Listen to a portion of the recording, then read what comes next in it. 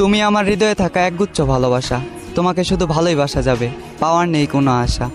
তুমি আমার নও তো কি হয়েছে, তাই বলে কি তোমাকে ভুলে যাব? এতটাই কি সস্তা ছিলা? হতে পারে আমি তোমার কাছে সস্তা ছিলাম, তবে তুমি আমার কাছে আমার পুরো দুনিয়া ছিলা। কি ভাবছ এ বোকা মানুষকে ধোকা দিয়ে জিতে গেছ?